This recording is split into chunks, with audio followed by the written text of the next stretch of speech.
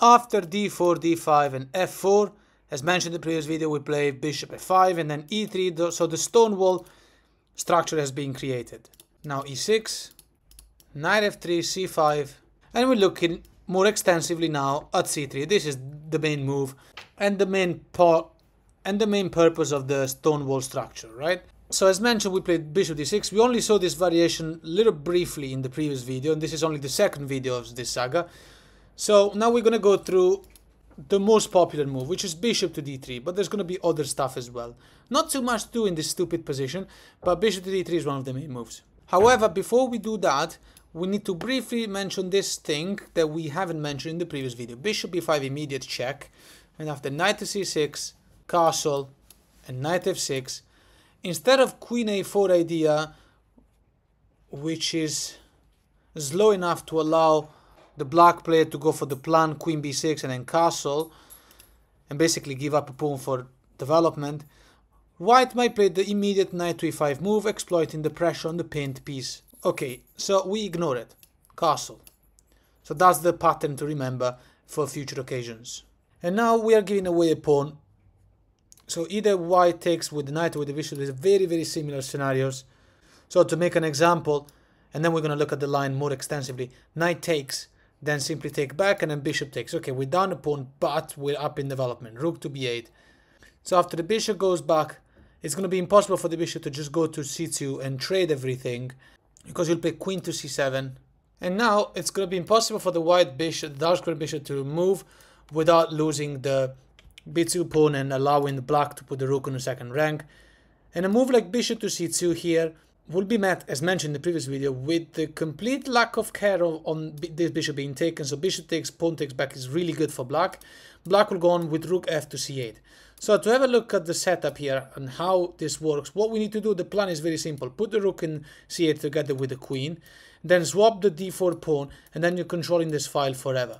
And that's how you're going to be winning the game against the stone wall, at least in this specific type of variation, the most popular one, okay? The f4, e3, d4, c3.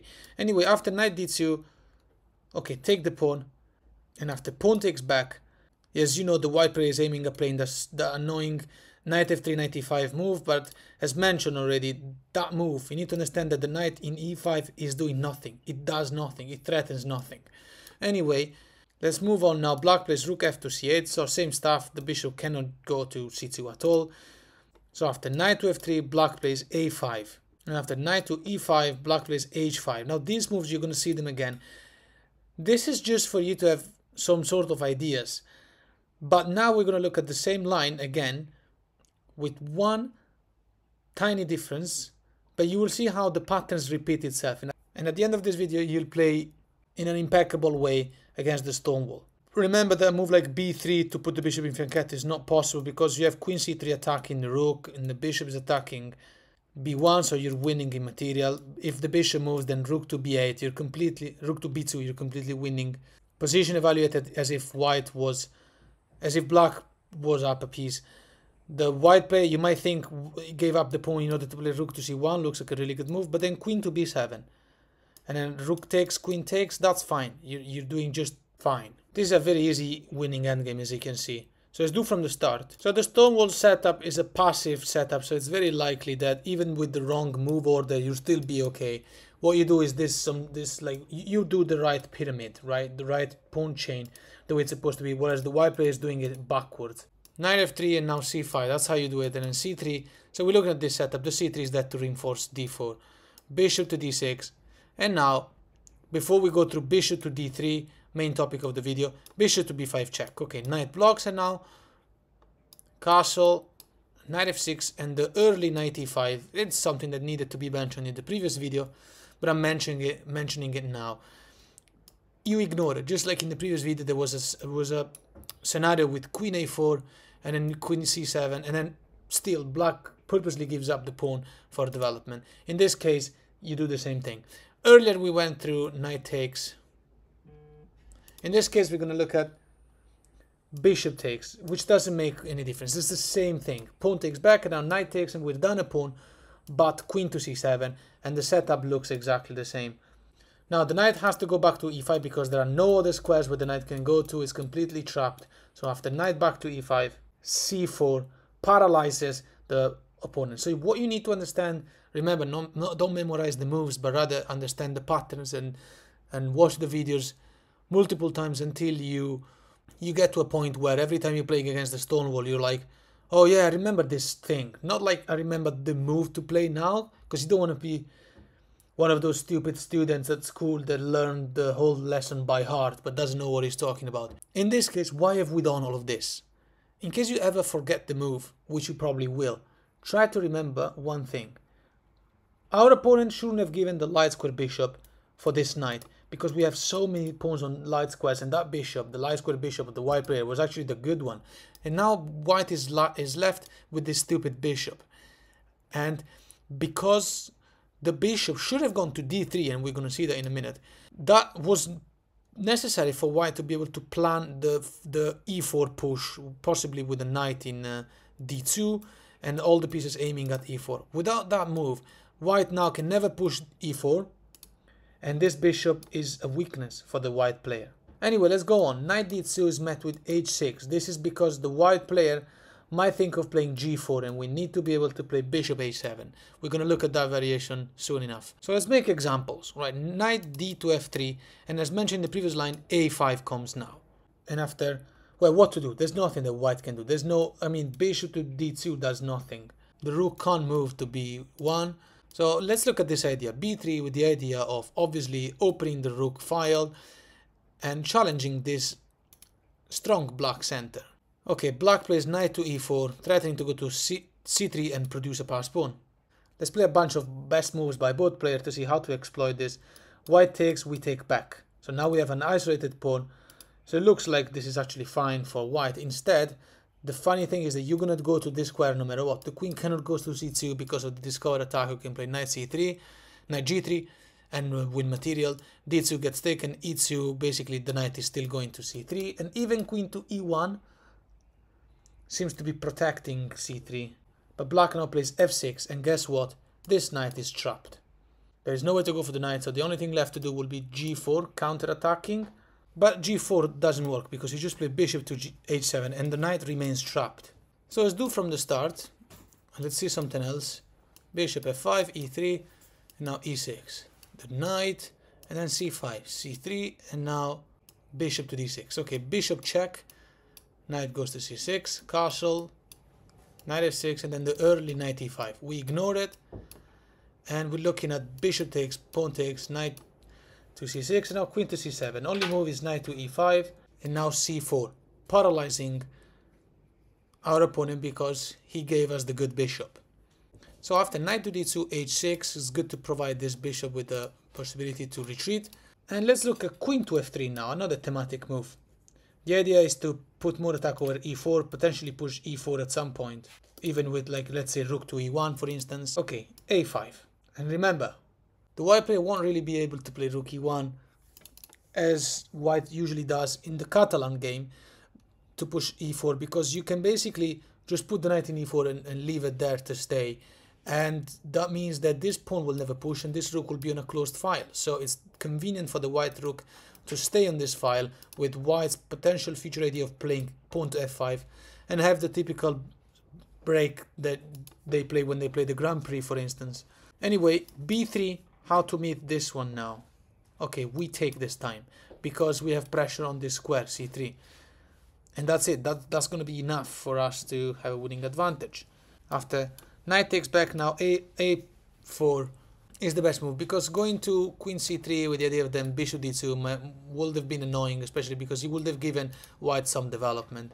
We just kick the knight away, and after the knight moves, let's say d2 again, queen to c3 attacking the rook can't move anywhere, will get taken.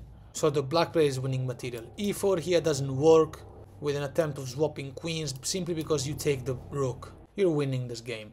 Obviously taking the bishop is possible, but you still have a check. You're up the exchange, are you going to recapture back? You're winning in material. A move like bishop to a3 seems interesting because there's a discover attack on the queen and an attack on this bishop, but remember that queen d4 comes with check. So in this position, there's double attack on the knight, but we just castled and ignored it. And we're looking at bishop takes, pawn takes, and a knight winning this pawn, but then queen c7. So one thing that has to be said here after knight e5 and then c4, knight d2, h6, is that we need to look at this variation where they play g4 immediately. Okay, this is the craziest variation, but it has to be seen. It's very important because g4 is one of the key moves that they may play. So g4, remember f5 is not really possible because you got double attack on the knight in e5. You should be able to take the center, and then white will have a isolated pawn in e3, targetable by the queen. There's no compensation. So after g5 here, the idea is to break the pawn structure in front of our king, which is fair enough. But believe it or not, the position is actually pretty better for black, even though it looks like white's got a great initiative. But remember, this piece of the white player is a really stupid bishop. Okay, pawn takes, and now bishop takes knight. Taking our knight in exchange is not good because you can take back, but you also have this attack. And the infiltration of the queen in g3 is deadly. Also with queen to h3 and so on. So after the pawn takes our bishop back, there's an attack on the knight. There's two very dangerously closed pawns. So look, it looks like there's a lot of pressure, but now knight to d7 simply wins everything back. We have everything necessary to take this pawn. There's no way that white can defend it twice. Even if white plays, let's say, knight to f3. Okay, fine. Bishop to e4 is the best move, computer move. Ignoring the material that we want to win back, this bishop is really strong in e4. After queen to d4, it looks like there's a lot of protection over e5, but we keep ignoring it. f6 is the best move. And this is beautiful, because we are going to take the pawn in e5 no matter what, and open the file for the rook. Obviously, we will take the pawn with the queen or with the knight. And obviously now here, the game is becoming really dangerous for the white player, even though it looks like white is safe. In this position, the problem is that black's pieces are too well placed. In this position, black is threatening to take the pawn in e5, and after the queen goes back to d1, putting extra protection on the knight, black will just play rook to f5, double up the rooks, and white, these two pawns by the white player will fall. So after f6, what happens if pawn takes? Okay, we take back, and there's nothing here. Pawn takes, rook takes. Look, the position here is evaluated around -6 or something like that. So you can imagine the incredible advantage. There's nothing here. Even best moves, bishop to d2, doesn't matter. Black will play rook g6 check, king moves, and then rook to f8, capitalizing on this knight and his weirdly placed queen that went there to put extra protection over the e5 pawn, which was a dead pawn. So from the start, we're going to look at the bishop d3 move, which is the main move. e6, knight f3, c5, c3, bishop to d6, bishop to d3 immediately. Black plays knight to f6, and as mentioned in the previous video, bishop takes is just fine for us. We're going to take back, and the white player shouldn't want to give this bishop. That's why these systems, the Stonewall, the Colle system, they're all just stupid systems. They don't make sense. Castle, castle, and now let's go on with the usual moves. Knight c6, queen c7, and so on. You just do the same thing. If white plays queen c2, we have to look at this because it puts double attack on this bishop. So in this case, we'll have to take. But then queen takes back, and it looks like a very joyous position. However, black is left with a good bishop. Knight to c6. And what happens after this super annoying move, knight to e5? Now remember, a point I've already made is that this knight isn't really threatening anything. Black goes on with rook to c8, putting the rook on an open file. And after knight to d2, the idea of going to f3 and protect the knight being extra annoying is just met with the usual moves, queen to c7. You see how everything always repeats itself. Now, we're going to look at two options and then we're going to close this video. So one move we need to look at is the immediate e4 push. This is obviously because the white player will want to be able to use this bishop and obviously to challenge the opponent's our good center. Okay, here this move doesn't work because you're simply taking d4. Remember, we have queen and rook on an open file. C takes d4. There's no good way to take now for the white player. If pawn takes back, knight to b4, and we're gonna go to c2 and we're gonna take the rook. This is inevitable. If queen e2, then knight to c2 attacking the rook. The rook can't just move away because knight d4 attacking the queen, and then bishop to c5. Position is falling apart. Completely game over. If after knight to b4 the queen goes to b1, still knight to c2, right? And you're happy with just winning the exchange at the end of this. So in this position, c takes d4 is not good. What happens if the pawn takes us in d5 with an attack on our knight? Then we take the knight. Pawn takes back, bishop takes. And now we have so much attack over c3, we are winning game material. Pawn takes in d4 here, you might wonder, it looks like a very logical move, but now bishop takes, it's deadly. The white king will never be safe ever again. You always have the possibility to take back with the knight and potentially go to c2 with the queen and force the trade of queens, put rook on the second rank. You also up material, and white has a terrible pawn structure. And last but not least, in this position, what happens after the knight takes our knight first? Okay, now we ignore that and we just take the pawn in c3. This comes with an attack on the knight. So as soon as this knight moves again, you can take this one. So there's not a problem. We have a better position. If white takes the pawn, for instance, then we don't have to worry about the pawn fork in e5. Because you see, queen c6, recapturing the piece, e5, but then bishop c5 check. We should be able to play the thematic knight g4 move afterwards. So there's nothing there. And in this position, if instead the knight goes back to e5, okay, well, we take this one in d2, and we have removed the defender of e4, which means that as soon as white takes back, either way, we're going to have a glorified knight in e4. The last line we're going to see, and then we're going to close this video. Okay, knight f3, c5, the usual moves, bishop, and then bishop d3 immediately. We don't care. Knight f6, castle, castle, queen to c2 is the idea we're looking at in this video, forcing us to do this. It's a very passive and annoying setup. You need to know what to do to punish it. It's easy to punish. Knight to e5, rook to c8. And obviously any swap here favors the black play because we have well placed pieces. For example, the rook can go in an open file. Knight to d2, queen to c7, the same moves on repeat. Earlier we went through e4. Let's have a look at what happens after knight to f3, knight to e7. In this case, we don't want to swap. The reason is if the knight takes, we take back, then the knight is coming to e5 with the tempo. So knight to e7, also because we want to put the knight potentially in f5. So knight to d2, bishop to d2 is met with knight to e4. The knight is there to stay forever because the white player decided to play bishop d3 variation and force a swap. In that case, our knight in e4 cannot be removed because there are no pawns that can attack it. And after rook a to e1, pawn takes in d4. Obviously, taking with the c pawn allows us to conquer the open file, and it's easy to double up the rooks. Taking with the e pawn to allow this rook to be more influential. Black plays f6, and the knight's got nowhere to go except g4. So after knight to g4, we can take this pawn. It's a free pawn, it's not poison. Bishop takes back, best moves now, also because there was double attack on the bishop. Yeah, there was double defense, but there was double defense over the bishop by the knight and the queen, but you will still threatening to do this. Knight takes, and obviously the queen can't take back, so after knight takes back, h5 forces the knight away, and we should be winning the pawn in h2. If white counterattack it with g3, then bishop takes knight comes with a tempo on the rook, we're winning a piece, then this knight will be hanging. So obviously that doesn't work. So in this position, bishop takes bishop to avoid all the trouble, queen takes back.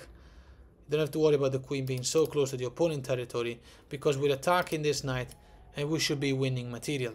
There is nothing here. Let's say knight f to e5, the knight protects each other, the rook comes with an attack on the queen. You simply play queen to g5 and now you're attacking this knight, you're attacking this knight, and one of them will have to move, the other one will be taken.